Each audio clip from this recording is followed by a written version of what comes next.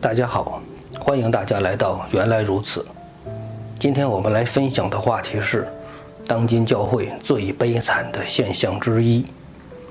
当我们阅读圣经的时候，您是不是会发现，不管从旧约还是新约，基本上都是男性为主角，女性为配角。根据圣经中的人物计算，女性人物只占到不到15%。根据一些圣经学者的统计，圣经中一共出现1779个男性人物，而女性人物只有176个。虽然有些人提出至少有超过600名的女性人物是没有名字的，但即便是这样，男性人物依然占到了大多数。不论是耶稣的门徒，还是初代教会，男性一直都是主导的角色。可是你看看今天，大多数的教会中，姐妹的数量都是多于弟兄的。教会中女性全职侍奉人员的比例也在逐年升高。部分教派女性牧师的数量已经超过了男性牧师。而我们在教会敬拜的时候所唱的诗歌，特别是华人教会，女性为原唱的诗歌几乎占了绝大多数。今天的男性基督徒们，你们还觉得男性领受的恩赐更多吗？你们还觉得上帝使用男性更多吗？你们还觉得家庭中丈夫是头吗？你们是不是觉得姐妹在教会中的地位越来越重要了呢？今天已经不是什么男女平等的问题了，今天的问题是女人已经更强大了，越来越多的女性领袖开始主导教会了。您觉得这会不会是当今教会最悲惨的现象之一呢？首先，我要声明的是，我们并没有任何歧视女性的倾向。如果您现在有这样的感觉，麻烦您稍安勿躁，看完这期节目。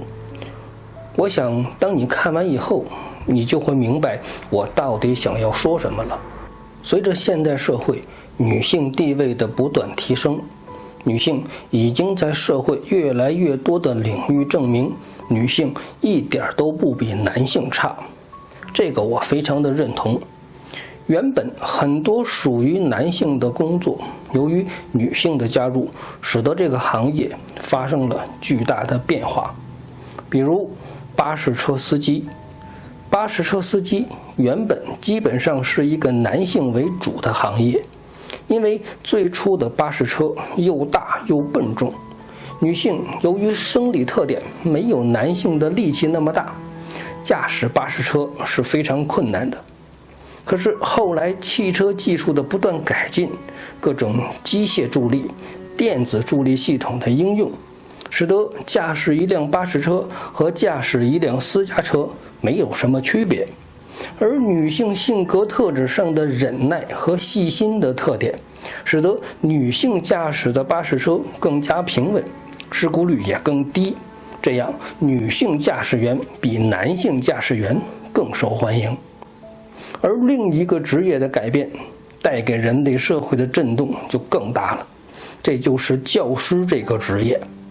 从前教书的都是先生，现在可不一样了。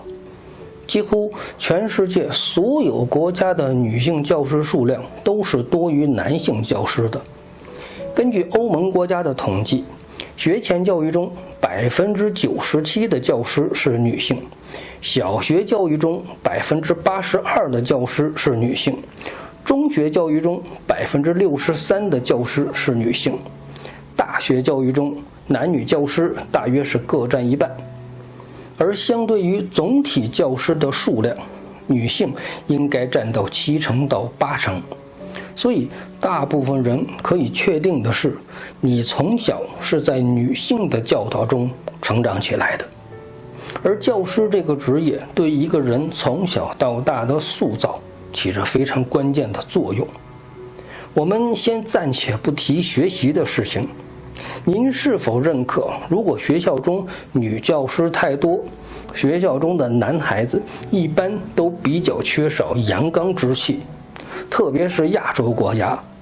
看看现在的年轻男孩子，越来越像女孩子，越来越多俊美柔美的男性明星的出现。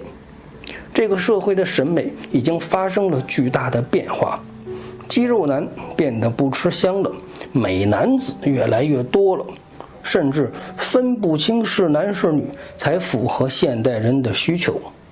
当然，这些并不是我们今天要谈论的主要问题。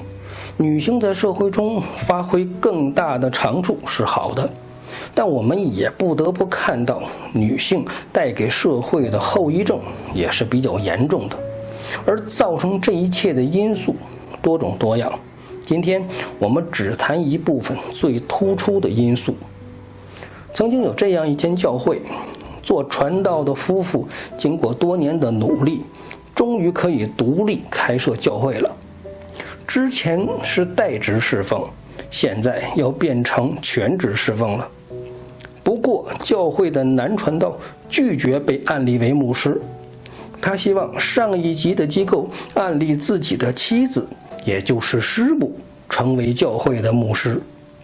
这样的男传道就可以继续的代职侍奉，师母正式成为牧师带领教会。说白了，就相当于夫妻二人都有固定的收入了。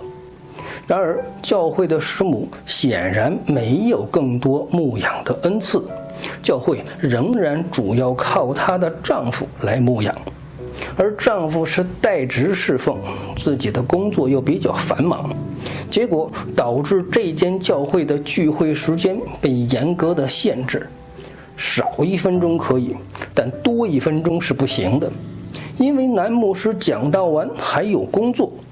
为了教会的聚会时间更为精炼，所以聚会的时间提前，并且取消了午饭。严格按照总长1个半小时的时间，聚会完大家各奔东西。当然，男牧师也是最早消失的一批人之一。您觉得这是信仰呢，还是宗教呢？来教会做礼拜是回家见父亲，还是礼节性的见客人呢？当然，我们不得不承认的是，这间教会的人数是不多的，奉献自然也是不多的。如果男牧师全职侍奉，可能要面临的是要用不多的收入养活一家人。所以男牧师采取了一种折中的办法，虽然看上去这是一个无奈之举，但问题是，这样的教会能保证给予会友最好的牧养吗？流水线一样无缝衔接的敬拜，时间一到，讲道必须马上结束。快餐形式的礼拜真的营养充足吗？随着西方基督文化的不断衰落，牧师的收入逐年下滑。由于新教不同于天主教，新教的牧师都是有家庭的，与天主教的神父一个人吃饱全家不饿的情况不同，一个家庭的开支要大很多。如果一个牧师的收入对于维持一个家庭的运作捉襟见肘的时候，自然一部分人会选择放弃做牧师，而另一种现象就是越来越多的女人选择做牧师。毕竟不管是东方还是西方，男人赚钱养家的情况还是大多数，女人在家庭中并没有承担太大的经济压力。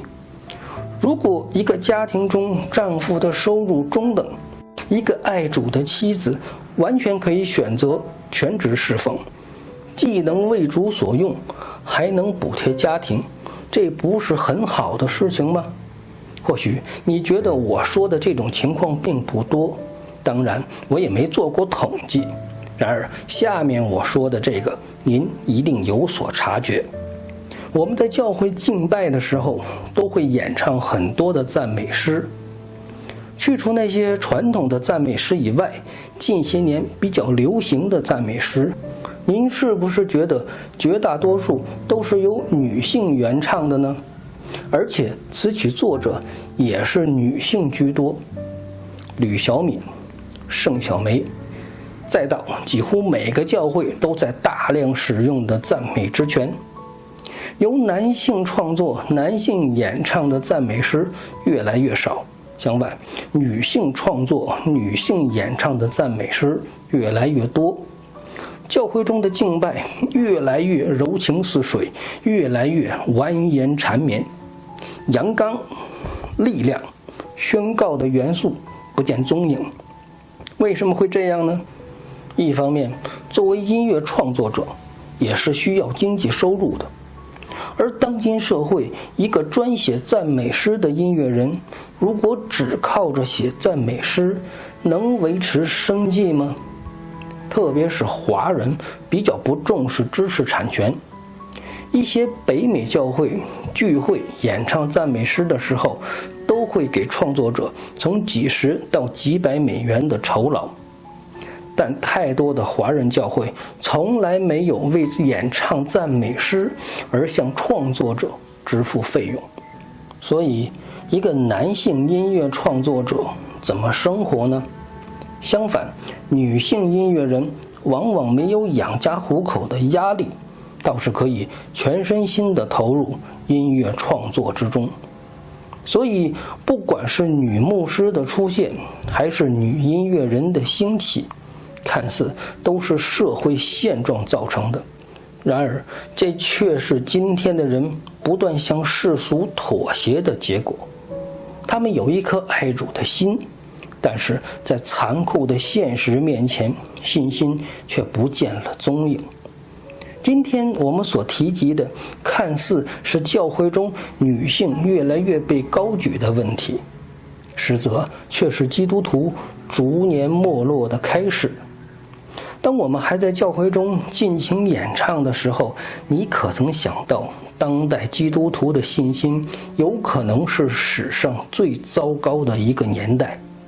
望眼看世界，我们正在被一点一点地改变，而那些只生活在基督徒小圈子里的弟兄姐妹，仍然是一副歌舞升平、岁月静好的心态。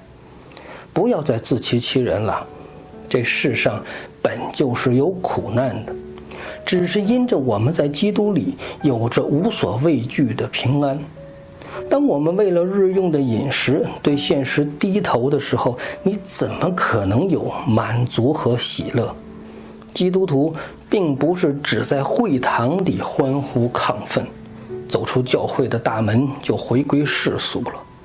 基督徒应该在你生命中的每一分每一秒都彰显神的荣耀。今天教会中弟兄们的软弱，有自己的原因，有社会的原因，是否也有姐妹的原因呢？丈夫做头，但妻子不想顺服，到头来依然是一个瘫痪的身体。教会中的姐妹兴起是一件好事，但代价不应该是弟兄的没落。教会中每一个肢体都应该有其相应的位置，只是大家要在一起协同配合，才能真正的为神所用。求主恩待每一位敬虔的门徒。如果山路崎岖，充满了荆棘，求主为我们预备道路，照亮前方引路的明灯。我们一定尽心、尽性、尽意、尽力，因为我们都是重价买来的。我们要将世界远远地抛在后面，头也不回地坦然进入至圣所。最后，我们来分享传道书第1章第2到第11节。传道者说：虚空的虚空，虚空的虚空，凡事都是虚空。人一切的劳碌，就是他在日光之下的劳碌，有什么益处呢？一代过去，一代回来，地却永远长存。日头出来，日头落下，即归所出之地。风往南刮，又向北转，不住地旋转，而且返回转行原道。江河都往海里流，海却不满。江河从何处流，仍归还何处。万事令人厌烦，人不能说尽。眼看看不饱，耳听听不足。已有的事，后必再有；已行的事，后必再行。日光之下，并无新事。岂有一件事，人能指着说这是新的？哪知在我们以前的世代早已有了。已过的世代无人纪念，将来的世代，后来的人也不纪念。